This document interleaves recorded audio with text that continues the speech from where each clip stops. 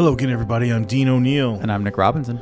Nick, we are on episode 3 of On the Ground at the Border. Hopefully people are enjoying this. Hopefully they're learning. I guess enjoying is, not really the point. Hopefully people are learning things, wrestling with it. Right. I've been back for about a week now, and I'm still really wrestling with all of the things that I saw and learned, and making this podcast is part of wrestling with what I saw. And so I really welcome feedback from people if they have more questions or things like that. Talking about the podcast and its current format, we are on the air around 30 minutes. We've chosen 30 to 35 minutes or whatever, and time flies. So hopefully you are involved enough to take 30 minutes, but if we understand if you have to, you can come back to it. Yeah, you can come back to it. That's what podcasts are for. But we want you to know that this is more in depth than what we've done, and so we're hoping that the extra time is worth it for you. Yeah. I know some people, you're just gonna have a longer workout. It's good for you. Yeah, it's good for you. Do a longer workout instead of 15 minutes of workout. Do a longer workout. Wash the dishes more slowly. Exactly. So, but I think it's important for us to let you know that these are much longer than usual. Yeah, I don't think I could talk about a whole day in 15 minutes. Half an hour is hard enough. Yeah, right. So today's episode is interesting because this starts the way that we've talked about it.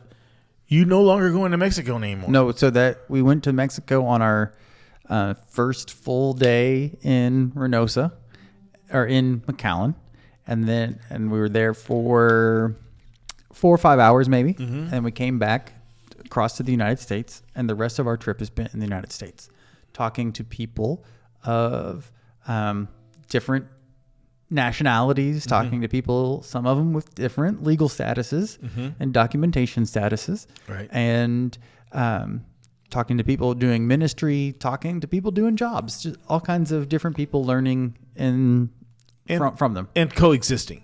Oh, sure. Yeah. I mean, there are people. So the last episode, we talked about how we had dinner with some pastors from the area. So that John Heron is the guy that I had invited dinner with the whole group. He was a missionary kid. His parents were missionaries, and so he grew up in several different countries in Latin America, Central America, kind of places.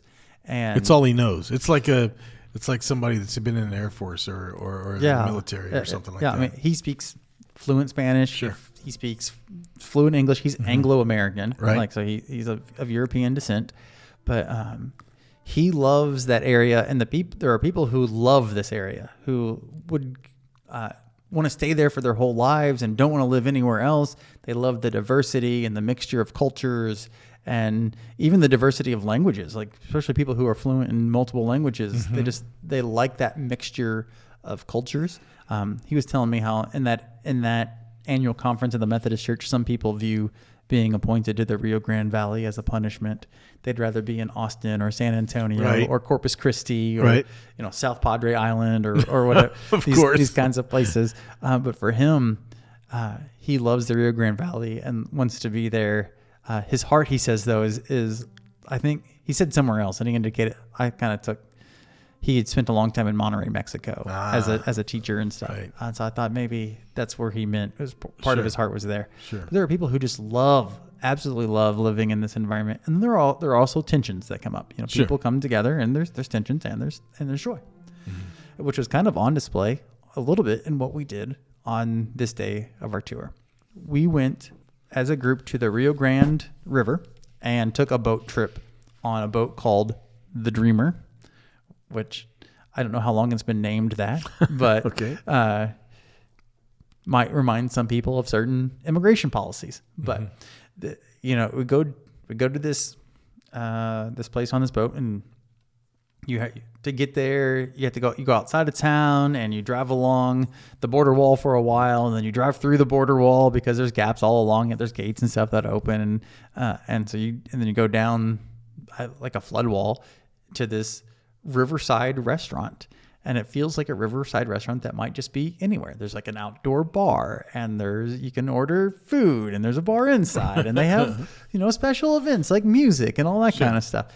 And then outside of the restaurant, there's a boat dock called the Dreamer, and you can go get on it. And it's a covered boat, and probably, there are 20 of us or so on the boat. You could easily have fit 20 more or more people, or 40 more maybe if you crammed us on there, maybe even more than that. And there's on the back of this boat, there's a bar too. Like it's a party boat. Like it's a party restaurant. It's a party boat. We weren't doing any of the partying. I was gonna say you're a bunch of pastors on a party boat. Yeah, this was early in the morning before lunchtime. They're dual purposing it is what they're doing. Yeah. Okay, go ahead. We were taking a different kind of tour than everyone else. Exactly. But that points out the Rio Grande is a place of recreation for people in the United States and in Mexico. Do me a favor. Compare the Rio Grande to the Mississippi. Bigger, larger, wider. Much smaller. Okay, it's more like one of the rivers in Columbus.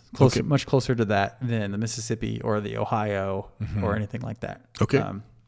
There are places I'm not sure if it would have been safe to swim across, but I would have felt comfortable trying to swim across. Sure. There's places you can probably walk across chest deep or something in this area. And then there are some places that are significantly wider depending on the shape of the river at that point. So it's small, and we can throw some pictures up on the YouTube video if you want to. Sure. So people can put some visuals to all of this. We get on the boat, and we're going to be on this boat for 2 hours. As we go up and down, we go one way on the river, turn around, come back, go the other way, turn around, and come back to the restaurant and, disembark or whatever. Sure. And the whole time there's a boat driver. So he's been doing this for a long time, for a couple decades, I think. And he's telling us all about this river. And one of the first things that strikes me again about the river is that it's beautiful. It is peaceful. In a lot of places, there is vegetation that has grown up. There are birds flying in the air. It's a bird watcher's paradise. There are tons of different birds that migrate through this area or live in this area. And there's this feeling that you are in a natural environment. In many ways, the border, as like we talked about a few episodes ago, sometimes borders move. Sure. Borders are human-made and human-enforced in a lot of ways.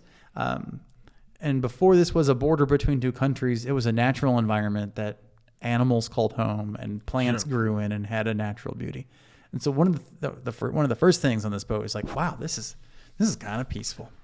And then you go up and down the river, and the river guide is telling us all about different things. And you see on one side of the river, on the Mexico side, there's all these parks where people come and have celebrations. You see people fishing in the river. You see kids playing in the river. Not huge crowds, but pockets of people here and there enjoying the river. It's part of their everyday life. Yeah. And I think we were there. Now, is this on the Mexican side or the more on this is the Mexican side I'm talking about. Yeah, you also see some fairly large houses on the Mexican side of the river all along. You see places where there's farmland on the Mexican side.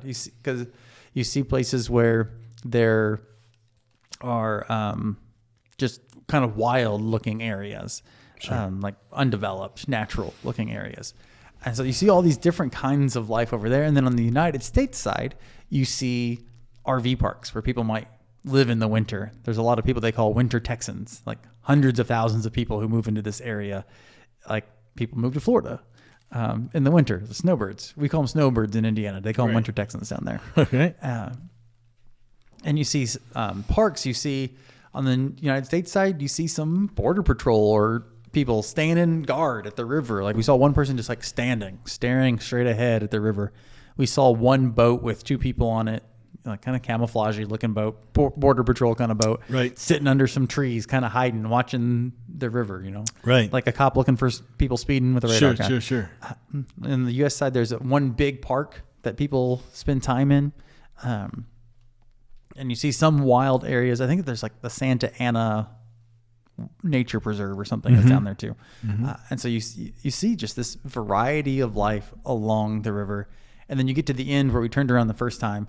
And there's a dam. So there's water in this section of the river because the river has been dammed up to create this reservoir effect. Right. So the water's not really rushing by at this time of year. Sure. It looks pretty stationary, pretty easy for the boat to cook along. Right. And not a lot of turbulence or anything, Sure. or anything on the boat. I'm sure you could probably water ski on it if you want. I don't know. I'm not into that kind of stuff. But while we're doing all of this, there's two different people who kind of talk to us. One is the boat driver, and he's telling us about the history. He's telling us about some of the border enforcement ways, like they have blimps that have radar and things on them. And so they're looking for people, but they're also looking for drones that fly across the border and drop packages of stuff. Right. And then people go get the packages. Like, so the way that people kind of smuggle things into the country. They're looking for just all kinds of activity. And then there are also drones, not little drones, but because we didn't see but high flying drones, high tech drones, surveying the border as well. You see the border patrol agents. And in some places you see the wall. There's one place where there's a 3-mile long wall that was built by like a nonprofit that had solicited donations. And it's right up on the river. But then you go back so far and then the government built wall is back there too. So, all these interesting dynamics over it. Well, in this place, there are 2 walls and one of them is only 3 miles long, which is pretty long, but also you can go around the end of it. Right. Right. And so you see these efforts at border enforcement and how just this reality, the United States side is just this mixture of wall and RV resorts and a restaurant here or there, and some parks, and the other side's parks and houses and natural landscapes and farms. And there's farms on the U.S. side too. So it's just the birds in the air, beautiful place. One of the things that really stood out is the boat driver said, lots of times when we used to take this trip, you'd see people crossing. You see people on a rubber raft. You go down to Walmart, buy a rubber raft, and you can try to go across the river.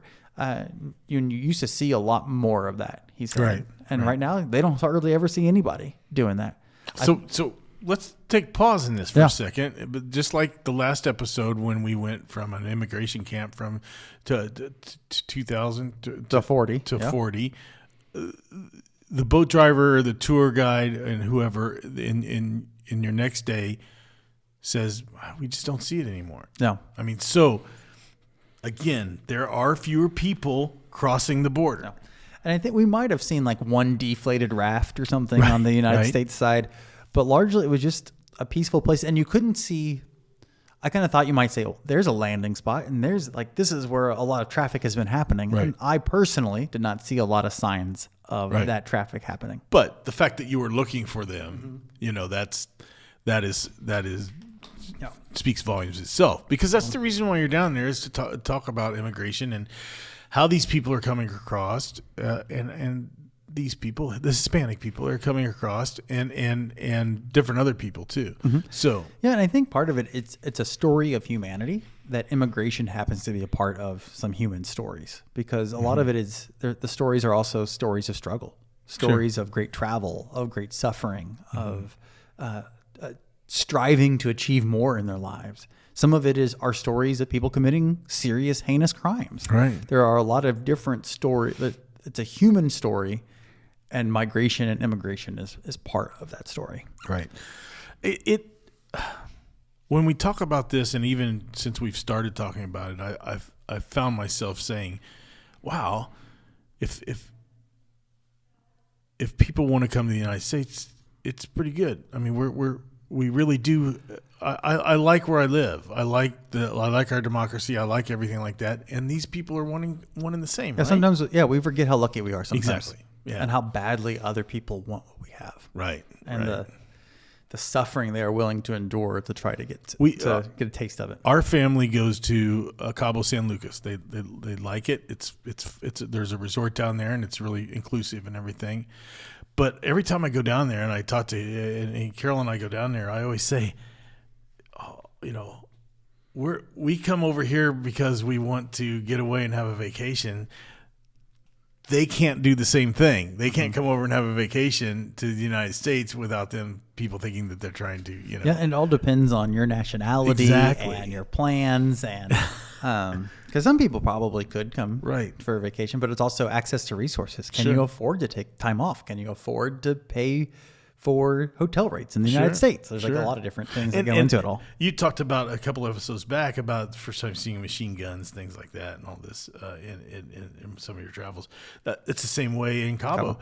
It's inclusive, but then when you go into town, there are guys in a pickup truck with automatic weapons just cruising the town. You know, so obviously something's bad going for them to show force like that. Yeah, or they're trying to like show force so people feel comfortable. Like, oh, there's the good guys, so I don't have to be afraid of the bad guys.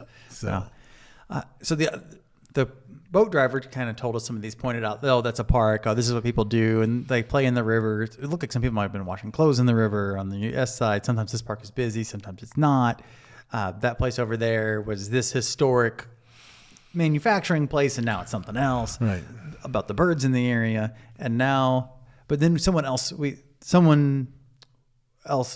gave us some background and talked to us about some other things. One of the people I haven't mentioned yet, and he is actually the guy who helped plan most of this trip for us.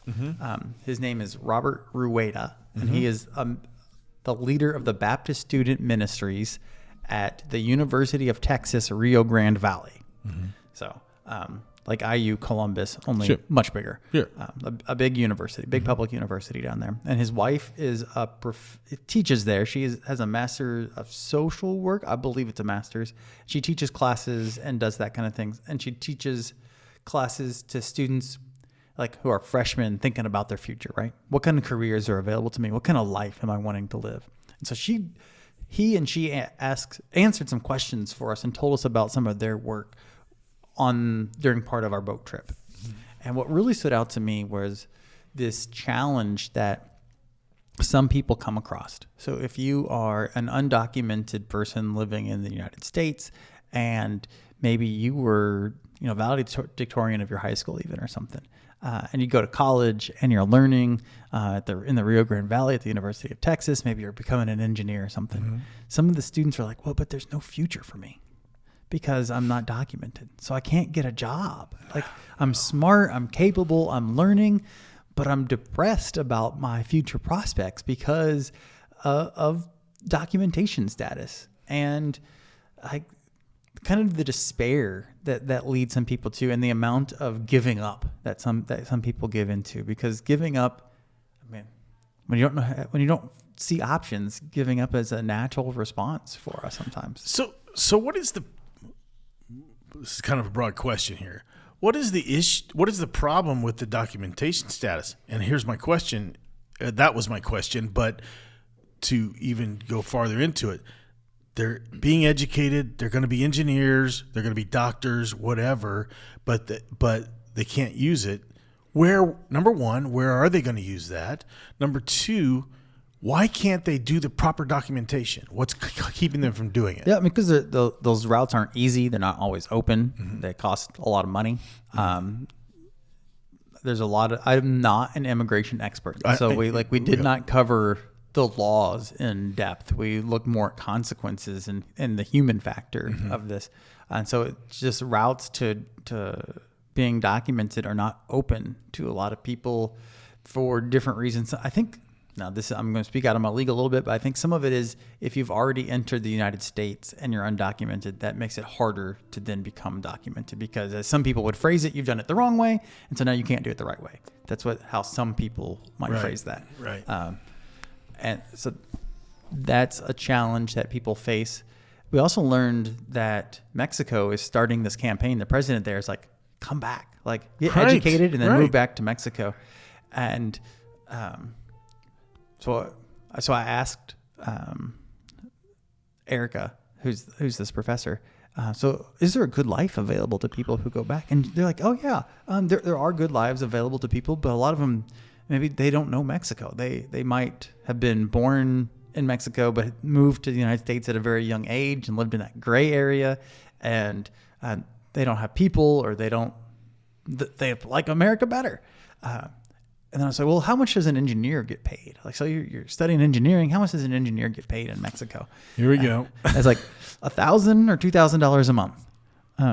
So $24,000 a year, somewhere in that range. And you could see why, like, well, but if I'm an engineer in the United States and I can make $80,000 or $100,000, and then I can send $25,000 back to somebody in Mexico to help provide a life for them too. I mean, I can pay for 2 livelihoods at that point. I think your statement just 30 seconds ago about the president trying to promote to come back, I think that should be their number one thing. I think that should be their number one task. I mean, if Mexico and again, it all falls back to politics. But if Mexico could be like the United States, they'd be all right, But it just can't get there. Well, and it's one of those places, or it's one of those things where the story is very complicated, right? And so Mexico is one of the largest countries in the world. Right. I think we forget that. Right. And the United States, I think, is has the second largest population of Spanish speakers in the world because we're such a large country. Right. And so there are just deep-seated situations and problems that are hard to deal with, and it's going to take time, and it has taken time to try to,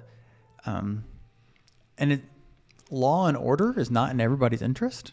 Some people resist it heavily, right? Sure. Like there are a lot of different reasons, and I'm not well versed enough to speak on Mexican history.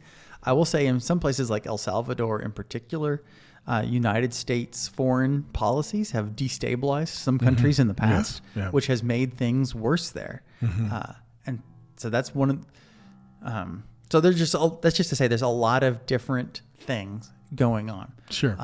And one story that I heard, and I can't remember if I heard this on this day or another day, but I'll go ahead and tell it now. There was a high school student who was doing well in school, and they kind of realized, well, I'm not going to go to college. A college degree is not going to get me anything. And so, there's somebody who says, well, I'll give you $5,000 if you drive this new car over to Mexico for me. And what they did to him, this is a true story, as far as this was told to me as it was a true story. I'd have no way to verify it, but I have no reason to not believe it either. Right. So what they did was they gave him the car to drive across the border from the United States to Mexico, and they put a little bit of drugs in it. And so he drives it across. The dogs find it. Then he's done something illegal. He's in trouble. Sure. He's for $5,000, which to some people sounds like a lot of money.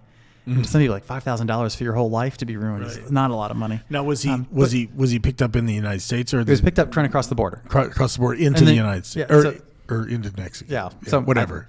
And maybe it was the other direction. Maybe he was driving from Mexico over here. But what they do is they'll do that, and then a car with a lot of drugs in it goes through after him while they're distracted taking care of him. And so you become this, like you're living this life of despair. Someone offers you easy money, and then suddenly you have this really serious legal problem. Your whole life is messed up because you try to get an easy buck one time.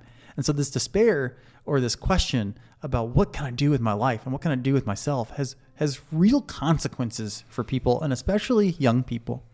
And when young people bear the costs of things, that happens to you when you're 16. Sure. You still have 60 years of life left. Sure. Like, what is that going to do to the rest of your story? And that's one instance, but things like that are happening over and over and over again.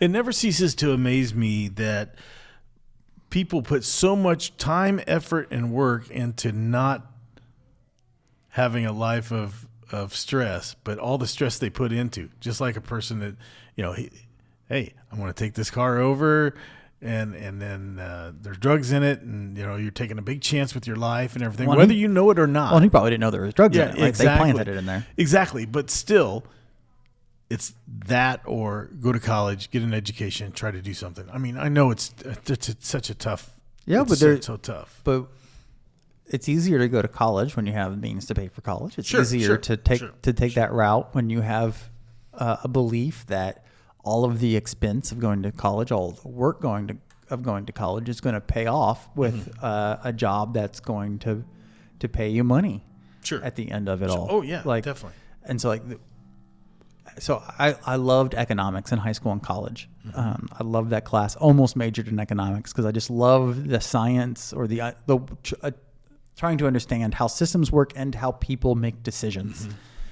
And so when you take away people's incentives to strive to do better, whether it's real or perceived loss of incentive, that changes the way they make choices. And if you're feeling despair, leads people to alcoholism sometimes, right? It leads definitely to drug use. It leads people to all kinds of destructive choices that they may or may not understand the consequences of in that moment. Right. It's big money in drugs. And that's the other thing is, why are drugs crossing the border into the United States? Because people in the United States are buying it and using drugs. Exactly. Exactly. Someone said it in a relatively crass way. I can't remember who it was, but it's like, it's the cartels are making a lot of money because of the noses in America. Right. And it's like, gosh, man, what is that? And that's just, you start talking about drugs and recovery and addiction. And you're unpacking a whole nother different world that we didn't really even touch on our study tour. Right. We just saw and heard about some of the consequences in human lives. Right. That's what we really did. Right. So after this boat tour, very relaxing, we heard about college and incentives and effects on people's lives. We'd heard about, this border is much quieter than it has been. We're not seeing people cross it. Then we eventually went back to the hotel and we had a room and we had a meal, not a meal. We had a time with an author. And he had left the Rio Grande Valley to go to Princeton. And he went to Princeton and came back, and he was teaching high school. And he's American already. He was born American. Yeah, so he's Latino of some kind, but he's a U.S. citizen, to my knowledge. Yeah. People don't always introduce themselves as like, this is my legal status. This is my documentation status. Right. But as far as I know, he's documented legal. I don't know if he was first generation, third generation. I have no idea. He was definitely Hispanic, visibly. But he went to Princeton. Talked about the culture shock of going to Princeton versus living in a place like the Rio Grande Valley. Came back to the Rio Grande Valley as a freshman in college and started doing college prep summer classes for kids. Like, oh, you guys need to know how to work this system. When are applications due? What does a good college resume look like? So he went away and came back and right away started giving back to his community. And then later on, he does that for a few years and he's established this nonprofit that does all of this. Then he goes back to UCLA and he gets a master's or a PhD. I'm not sure what his final credentials were, but he goes to graduate school at UCLA and then comes back to the Rio Grande Valley and starts teaching at UT RGV as a professor there, and still equipping students, writing books, and running for office is what he's doing right now too, to try to change his community. I don't remember. Local or you don't? More local office, yeah. Maybe. I think councilman, either mayor, councilman, or it could be like state senate. Gotcha. Yeah, or it could be. Could have been a representative to Congress, but I don't think so. I think he's at the beginning of his public service career in that way. Sure. But just to hear his story, he had written fiction, nonfiction books about some of the things that people face. Like, so there was a Christian-based school in the area that was not accredited, and people who were going to the school didn't really realize that it wasn't accredited. And he was going to this school as a kid, and people were graduating from the school, and instead of getting a diploma, they were getting a rock because they weren't accredited. So you can't get a diploma. You haven't really finished high school. And so they're going to have to go back and get a GED. And his mom happened to be astute enough to pick up on this. And after a couple of years was able to get him into a different school where that was a legit school. Right. But so part of this story too is in the United States of people getting taken advantage of because, well, I don't know any better, so I'm paying to go to this private school, and it's actually not, I'm trying to better myself, but it's not actually leading me anywhere because the credential that I need at the end of this is not waiting. I'm not actually going to get it. The one that I think I'm working towards. Man. So there's this story, like you think about the kid in the car getting arrested. You think about these kids going to schools that aren't accredited, and there's just so many variables in people's experiences, and so many places to be taken advantage of or to fall through the cracks or whatever. And he got out, right? He he's succeeded in life and he's come back to live a life of service in the Rio Grande Valley. But he's another person that when he speaks, you're just like, man, this guy is smart. He knows his stuff, and he is about making a difference in the world. And so I think, you hear stories of the border and you hear stories of impoverished areas, and he I believe came up out of poverty. But that doesn't mean that's the end of someone's story. That doesn't mean that someone doesn't have resources to serve the world. Doesn't mean that they don't have a heart for service, even though they might have a lack of resources in their lives. So it was just a really eye-opening day to see the beauty of the river, the decrease in crossings, the people coming back to serve the area that they love. Just so much to learn that day. That's it. That's awesome. And it's not just despair 100% of the time, where sometimes we get that in the optics and everything. We get that's the way it is. So you're doing a really good job of informing us of what is going on down there, and honestly, nothing's going on to the point to where it's like what we think it is. Yeah, and it's one of the things that struck me. It's just how routine it was for everyone. This was just life. All of these details were this was the complexities of life in this place. And and as you said earlier, that's just normal for the people who live there. Right. Their lives, documentation, borders, policy changes just affects them all the time. Right. Documentation seems to be the key phrase or key word there. So, good place to stop. Yeah, let's close in prayer. All right. God, we pray that you would inspire us to have hearts of service, that you would call us back to places, helping us to remember the places that we've left, the hard things that we've gone through, and using that to call us back into loving our neighbors as ourselves and being people of service. So God, we pray that you would guide us and help us have a heart and an understanding for all of these complex things that we're thinking about. We ask all this in Jesus' name. Amen. For Nick Robinson, I'm Dean O'Neill, and you've been on the ground at the border.